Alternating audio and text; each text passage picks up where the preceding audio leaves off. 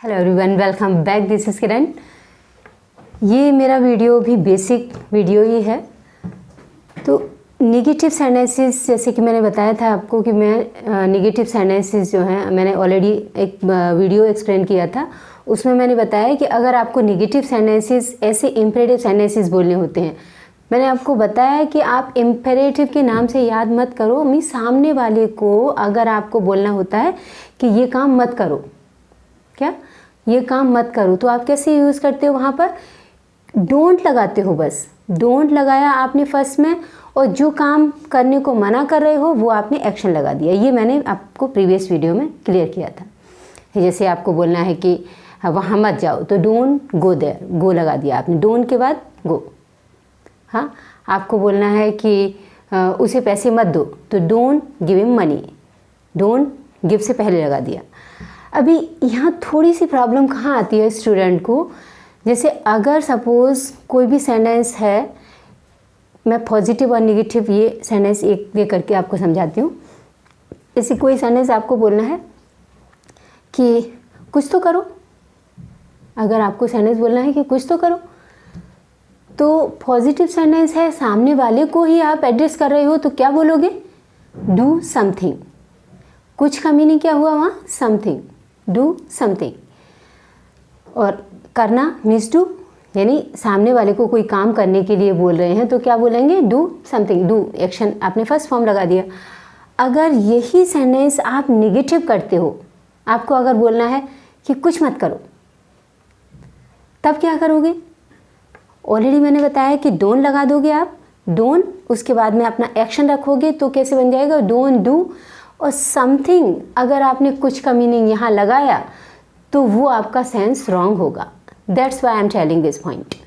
कि क्या है, अगर आपको बोलना है कि कुछ मत करो, तो सेंटेंस कैसे बनेगा कि डोंट डू, सम की जगह एनी हो जाता है, ये याद रखना है आपको। क्या, अगर कोई भी नेगेटिव सेंटेंस होता है तो कुछ का जो मीनिंग आपका सम आता है पॉजिटिव में, वो नेगेटिव में क्या हो जाता है? एनी। तो सेंटेंस कैसे फ्रेम होगा? Don't do anything. Remember this thing, this point is also much useful for you. अगर सपोज आपको सेंटेंस, इसी तरह से एक और सेंटेंस ले लेती हूँ मैं। अगर आपको बोलना है कि कुछ बना लो, कोई भी टाइम पे आपको कुछ खाने को मन कर रहा है, ऐसा रिफ्रेशमेंट का टाइम है, उस टाइम पे आप बोलते हो कि कुछ बना लो, तब आप क्या बोलते हो पॉजिटिव में? तो ऑब्वियसली आप बोलोगे कि मेक समथिंग, मेक समथिंग। और इसी को आपने अगर नेगेटिव किया तो कुछ का मीनिंग, जैसे मैंने ये सेंटेंस में बताया था लास्ट, यही सेंटेंस में, तो उसी तरह से सेम हो जाएगा। कैसे बनाओगे? डोंट मेक एनीथिंग, कुछ मत बनाओ। अगर आपको नेगेटिव बोलना है कि कुछ मत बनाओ, तो क्या होगा? डोंट मेक एनीथिंग, कुछ मत बनाओ। समझ में आया? यानी सम की जगह हम क्या चेंज कर देते हैं? एनी। जब भी नेगेटिव सेंटेंस होता है तो हमको कुछ का मीनिंग भी वही देगा, एनीथिंग भी कुछ का ही मीनिंग देगा, बट पॉजिटिव में रहता है समथिंग और नेगेटिव में रहता है एनीथिंग। एक और सेंटेंस ले लेती हूँ मैं। जैसे अगर आपको बोलना है कि कुछ तो बोलो, किसी सामने वाले को बोलते हो आप कि कुछ तो बोलो, तो आप क्या बोलते हो? Speak something, speak something. Something means कुछ। और यही सेंटेंस अगर आपने नेगेटिव बोल दिया कि कुछ मत बोलो या कुछ मत बोलना, तब क्या करोगे? डोंट स्पीक, अब समथिंग को चेंज करके एनीथिंग कर देंगे। Got it? तो ये हल्की सी नॉलेज बहुत ज़रूरी है। तो सेंटेंस कैसे हो गया? Don't speak anything.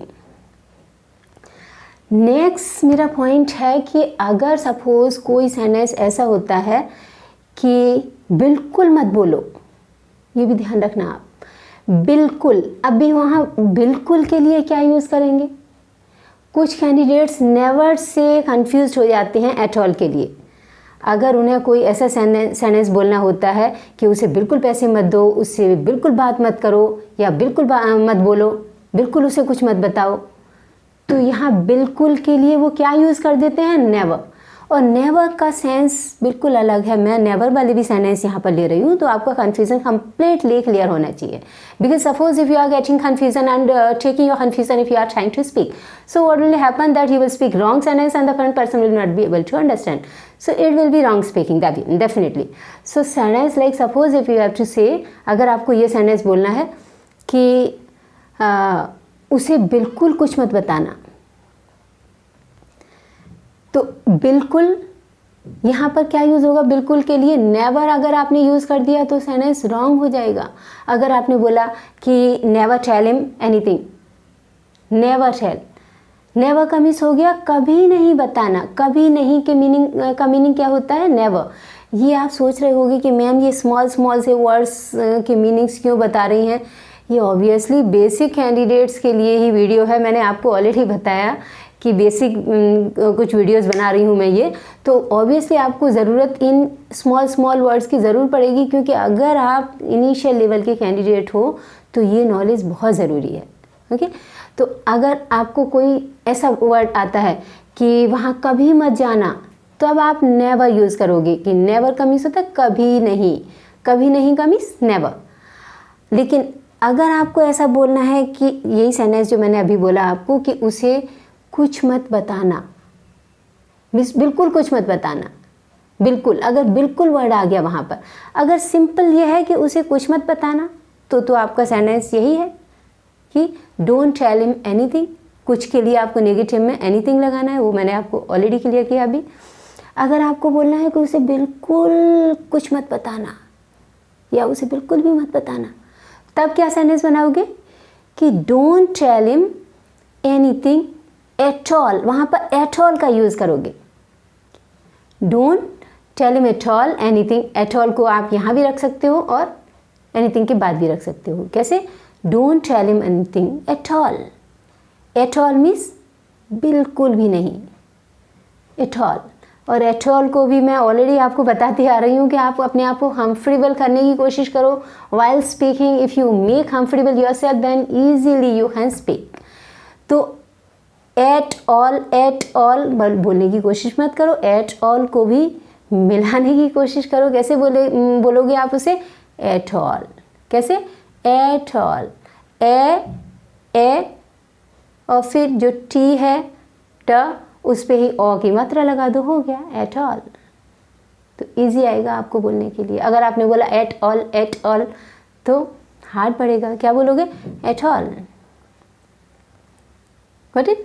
इस तरह का अगर कोई भी एट ऑल वाला सेंटेंस आपको बोलना है, जैसे उसे बिल्कुल पैसे मत देना, तो don't give him money at all. At all, वहाँ एट ऑल बोलने की कोशिश मत करो।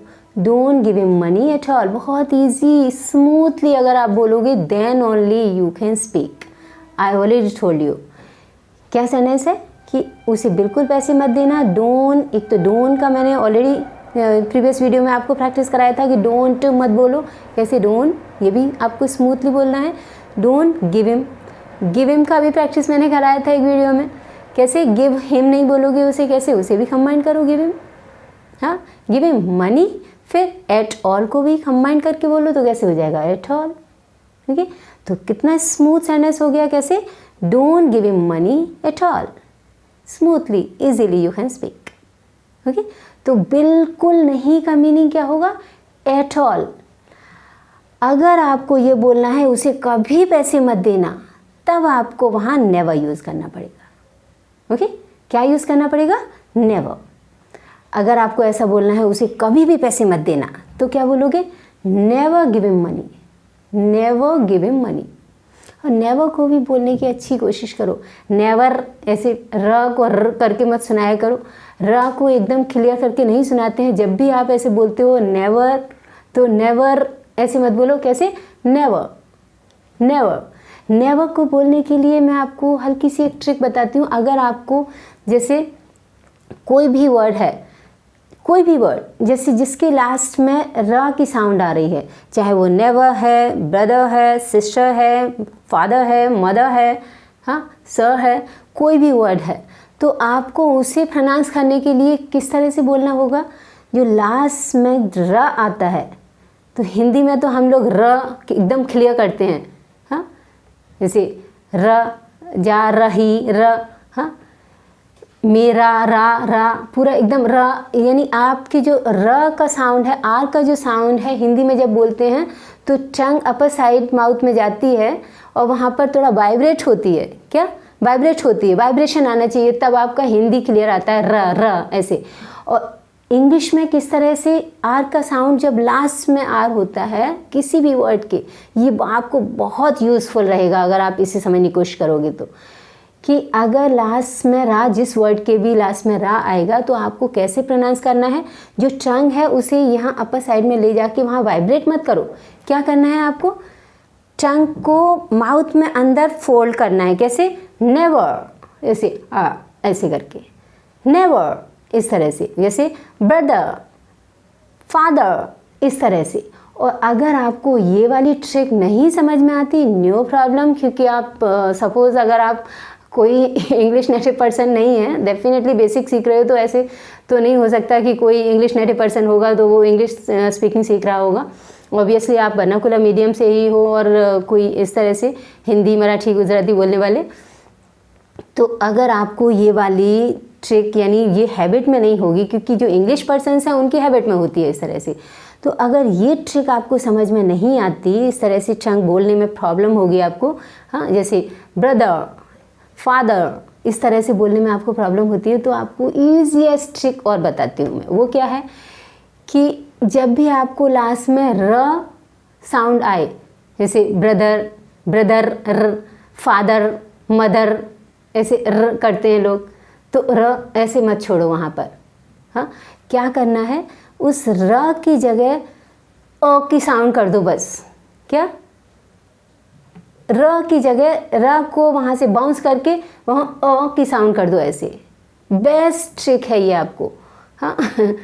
Miss I already told you कि मेरी जो ट्रिक्स हैं वो आपको ऐसी लगेंगी बहुत फ़नी जैसी हैं, कैसी मैम पढ़ाती हैं, but really something they are useful and I am too much thankful to all of you कि आप लोगों को मेरे वीडियोस पसंद आ रहे हैं और आप लोग अप्रिशिएट कर रहे हो, so thanks a lot for that. हाँ, मैं पॉइंट पर आती हूँ कि जैसे अगर आपको सेंटेंस बोलना है कि ब्रदर, तो कैसे बोलोगे, ब्रदर, ओ करके छोड़ दो, वहाँ र को, टंग को वाइब्रेट मत करो, जो आप वाइब्रेट करते हो उसको वाइब्रेट मत करो, कैसे, ब्रदर हो गया, ब्रदर, ओ कर दो वहाँ पे, जैसे फादर, ओ ऐसे करो।